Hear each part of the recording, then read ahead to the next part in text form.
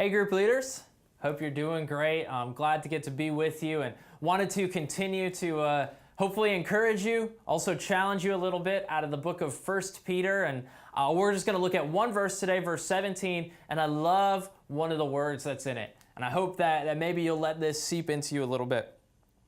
Peter writes this. He's talked about how we look towards God, how that gives us grace and challenges us towards the future. And he just finished saying that we're called to be holy just as God is holy. And he says this, since you call on a Father who judges each person's work impartially, live out your time as foreigners here in reverent fear. There's a lot of stuff that we could unpack in that verse. We could unpack how God judges us impartially. We could unpack how we're supposed to live out of reverent fear. But I want to just look at this morning how we're called foreigners. You know, the reality of it is that if you give your life over to God, that you are no longer just a citizen of this world.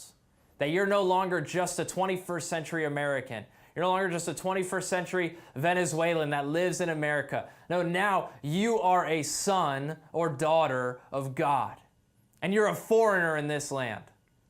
You're a foreigner that your life is different and our values aren't set based on today's culture, based on what everybody else is doing, based on all the things that other people tell us are happening or are good or bad. That a foreigner, our values are set based on where we come from, based on who we come from, the shepherd.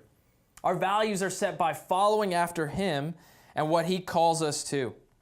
And so, if your life, only recognizes and only looks like and only chases after the values of our culture, and you never chafe or challenge at things that are going on or stuff that other people are doing, you might have adapted a little bit too much into this world. We're called to be foreigners. We're called to be different, to be set apart. Remember, that's what that word holy means, that we would be living differently than other people. So he says, we are foreigners here.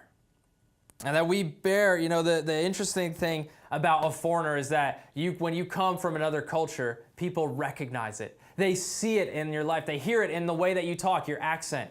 They see it in the way that you look. Your skin color might be a little different than mine, or the way that you dress might be different. There's a lot that sets somebody who is foreign apart from somebody who is born and raised wherever you are.